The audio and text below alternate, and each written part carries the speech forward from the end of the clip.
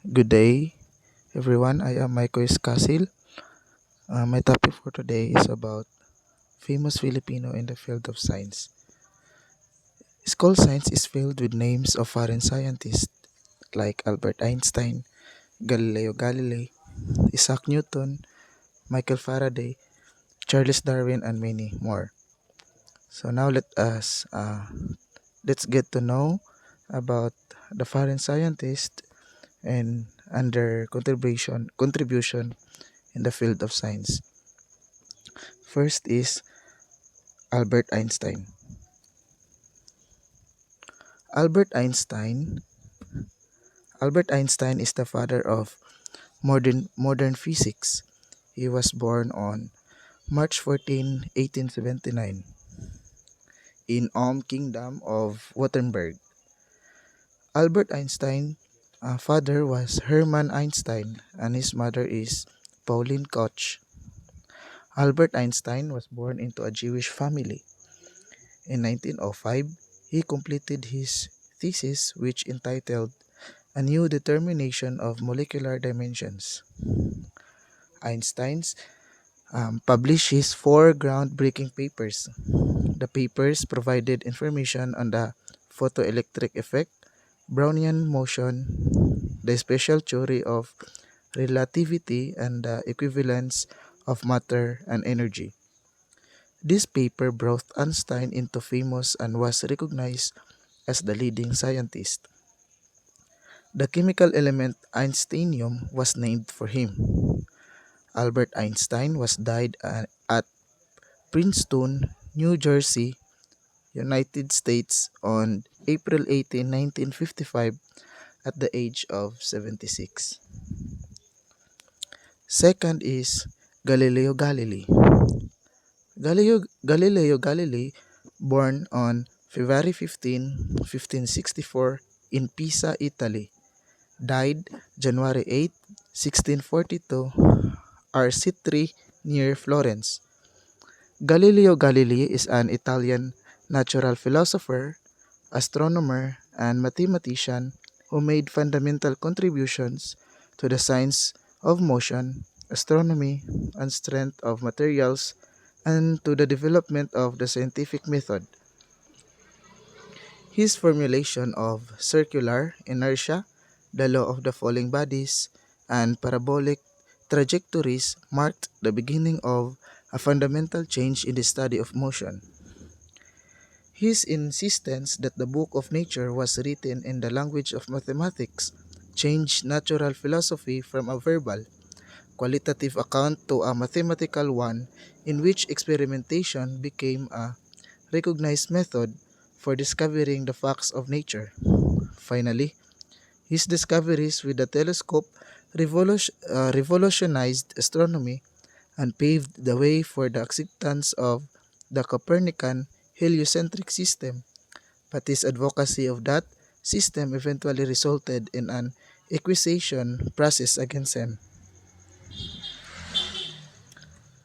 His inventions and discoveries, the telescope, the compass, and the pendulum clock. Next is Isaac Newton.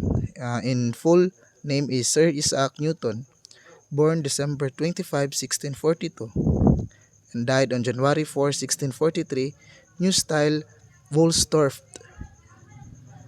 Lincolnshire, England, and died March 20 or March 31, 1727 in London. English physicist and mathematicians who was the culminating figure of the scientific revolution of the 17th century. In optics, his discovery of the composition of white light integrated the phenomena of colors into the science of light and laid the foundation for modern physical optics. In mechanics, his three laws of motion, the basic principles of modern physics, resulted in the formulation of the law of universal gravitation. In mathematics, he was the original discoverer of the infinitesimal calculus. Newton's Philosophia Naturalis Principia Mathematica or Mathematical Principles of Natural Philosophy was one of the most important single works in his history in modern science. His inventions and discovery is his book, the Philosophia Naturalis Principia Mathematica, the reflecting telescopes, and the law of force. There are these images are some of his discoveries and inventions. So next is Michael Faraday.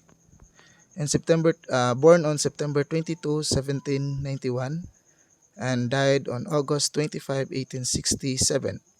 Michael Faraday was an English scientist who contributed to the study of electromagnetism and electrochemistry. His main discoveries include the principles underlying electromagnetic induction, diamagnetism, and electrolysis. Excuse me. Although Faraday received little formal education, he was one of the most influential scientists in history. It was by his research on the magnetic field around a conductor carrying direct current that Faraday established the concept of the electromagnetic field in physics. Faraday also established that magnetism could affect rays of light and that there was an underlying relationship between the two phenomena. He similarly discovered the principles of electromagnetic induction, diamagnetism, and the laws of electrolysis. His inventions of electromagnetic rotary devices formed the foundation of electric motor technology, and it was largely due to his efforts that electricity became practical for use in technology. There are his some inventions and discovery, the electric generator, electromagnetic induction, and the Faraday's law. Next is Charles Darwin.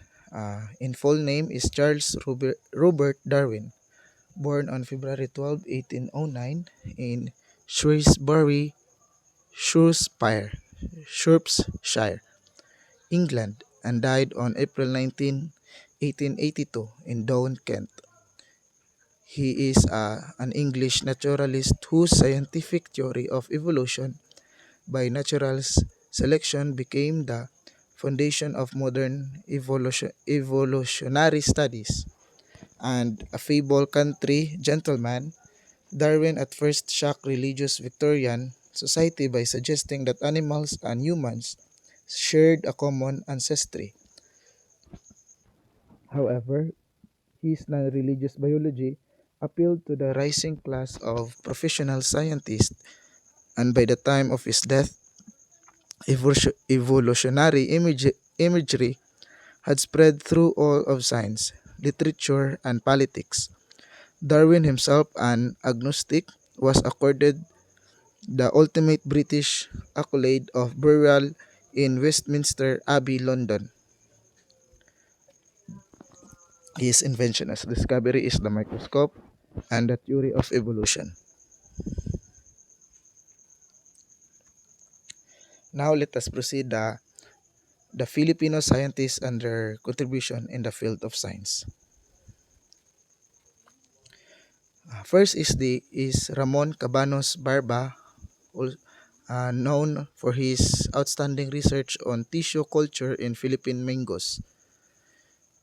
He inventing a way to induce more flowers in mango trees using ethyl and potassium nitrate, proclaimed a national scientist of the Philippines in June 2014, recognized for his significant contribution of the Philippine agriculture through horticulture. He developed a process that caused the flowering and fruiting of mango trees 3 times a year instead once a year, so dramatically improving yields.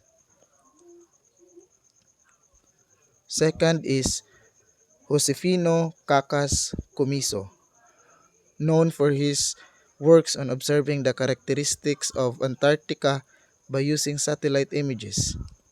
Leading physical scientist at Godavari Space Flight Center and National Aeronautics and Space Administration. Cosmiso's achievement with NASA include space-based assessment of surface surface temperature, tracking sea ice distribution, and observation of phytoplankton blooms in the Earth's polar regions. These and other advances helped from his work in 2019 titled Polar Oceans from Space. Next is Jose Bijar Cruz Jr., known um, internationally in the field of electrical engineering, was elected as officer of the famous Institute of Electrical and Electronic Engineering. He was made major contributions to the theory and practice of automatic control in research, teaching, and service. One of the original founders of the Allerton Conference on Circuits, Systems, and Computers, served as Associate Director of the Coordinated Science Lab and as Associated Head of the department. Next is Lourdes Hansoy Cruz, notable for her research on sea snail venom. Research has contributed to the understanding of the biochemistry of toxic peptides from the venom of fish hunting Conus marine snails venom specialist. She has also contributed to the development of corotoxins as tools for examining the activity of human brain. Next is Fabian Miller Dairit, known for his research on herbal medicine. He established the National Chemistry Instrumentation Center or NCIC when the first high-field Fourier transform nuclear magnetic resonance or NMR spectrometer and high-resolution mass spectrometer or MS is where country obtained in 1944 under the Engineering and Science Education Program or the ESEP, known for his phytochemical work for the development of Lagundi as part of the National Integrated Research Program on Medical Plants. Next is Rafael Dinuros Guerrero III, known for his research on tilapia culture.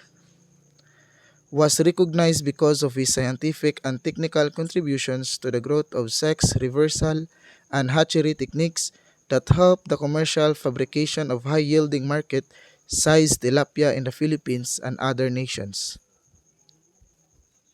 Next is Enrique Mapua Ostria Jr., known for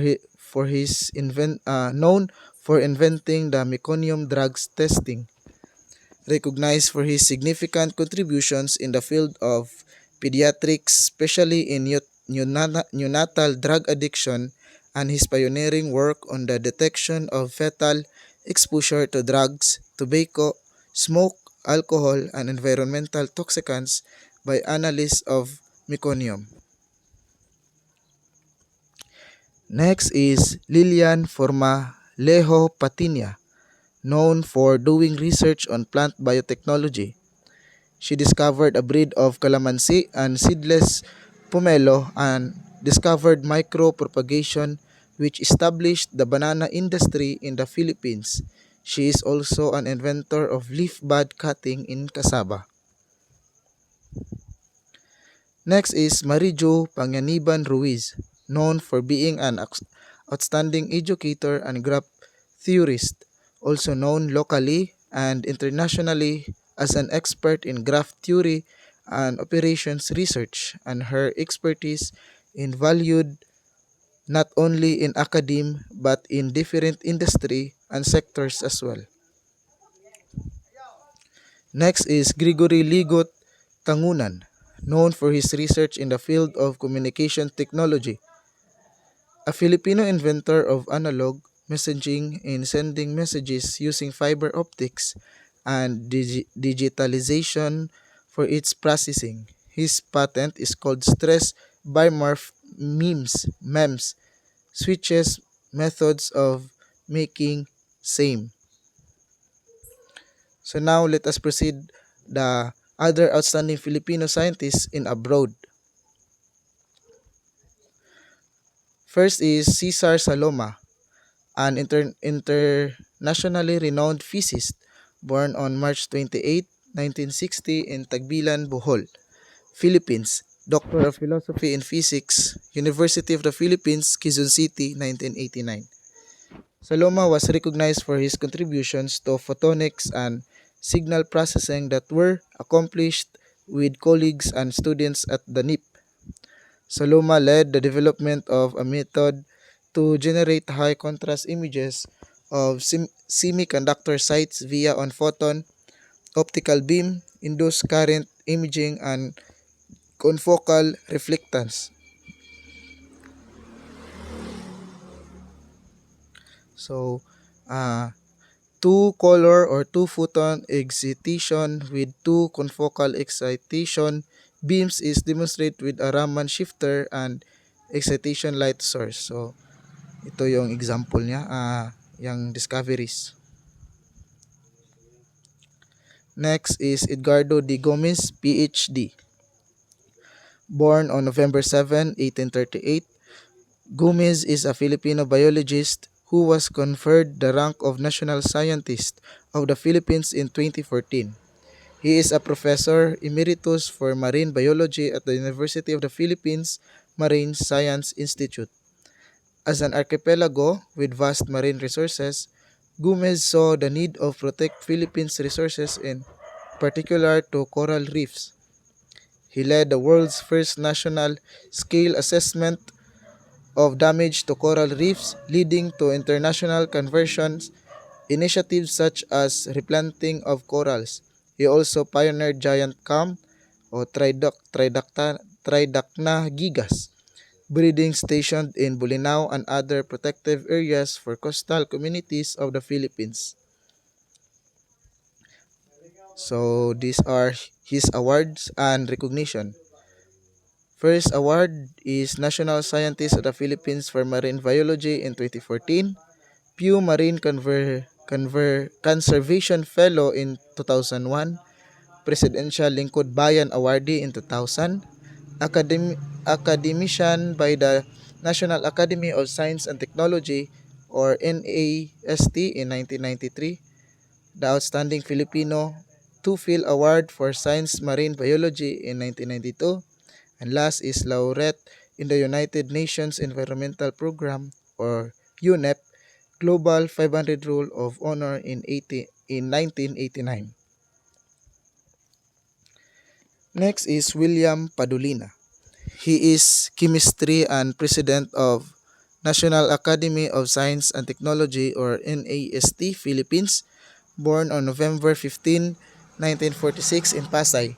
He graduated magna cum laude at the University of the Philippines Los Baños with a degree in agricultural chemistry in 1968 for excellent pioneering research in leadership and promotion of natural products, chemistry and biotechnology which have led to significant growth and development in this field in the Philippines. Dr. William Padolina, professor and academician, is the current president of the National Academy of Science and Technology or NAST. His professional career is truly a rich convergence of his roles as scientist, teacher, researcher, administrator, and policymaker. His career began with he entered the BS Agricultural Chemistry program from which he graduated magna cum laude from the University of the Philippines Los Baños or UPLB, became a licensed chemist immediately after. He earned his PhD in botany, phytochemistry from the University of Texas. Next is Angel Alcala, born on March 1, 1929 in Coayan, Negros Occidental, Philippines. His education attained in Stanford University, Silliman University, and Xavier University. Angel Alcala once is a Filipino biologist who was named a National Scientist of the Philippines in 2014. Alcala is known for his fieldwork to build sanctuaries and to promote biodiversity in the aquatic ecosystem of the Philippines. He is currently chairman of the board of advisors at the Angelo King Center for his research and environmental management located in Silliman University, responsible for publishing more than 200 peer-reviewed articles and books. His biological contributions to the environment and ecosystem have made him a renowned hero for natural sciences in the Philippines. There are other scientists in the Philippines who were not identified in the list, yet the Philippines still need more scientists and engineers, and there is a need to support scientific research in the country. The University of the Philippines Los Baños is a science paradise for agriculture, forestry, plant and animal science, and veterinary science. It has produced numerous scientists and various research in the fields mentioned. The University of the Philippines Visayas is also a national center for marine science, fisher, and other related sciences. The University of the Philippines Manila, Center of Excellence, and has produced many researchers, doctors, health professionals, and scientists in the area of medical and public health. The University of the Philippines Diliman also has established a nation science and engineering complex to develop more research and produce more scientists and engineers in the country. The government must find ways to establish more research laboratories and research institutes. There is, all, the, there is also a need to find ways on how the researches are disseminated to the public. Many of these Filipino scientists are products of good school science. It means they were taught and inspired by great teachers. Their interest in science started to manifest during their childhood years. Their natural environment ignited their curiosity to learn more about the natural and physical environment. So schools and the laboratories were the studied and were nurtured for this. Many Filipino scientists, whether they are in the country or abroad, always excel in their job. The Filipino spirit in their souls has never faded. They continue to bring honor to the country. They make ordinary things in an extraordinary way. They are also a par with other scientists in spite of limited facilities we have here in the country. This lesson discussed the influence of science and technology in the development of the Philippines as a country. Even before the time of Spanish colonization in the Philippines, virus people and communities already practiced science. They invented tools and built structures, studied the medical uses of plants, observed heavenly bodies to predict seasons and weather, and used indigenous science in agriculture. These are considered indigenous science, which is one of the foundation of modern science. So through the years, many Filipinos were able to establish themselves as scientists and science educators in various scientific areas and fields. Invention and innovations were done by these Filipino scientists. Finally, the demands of globalization, especially the ASEAN Economic Agenda, prompted the Philippines to invest in science and technology programs and projects. So that's all for today, and thank you for listening, and God bless.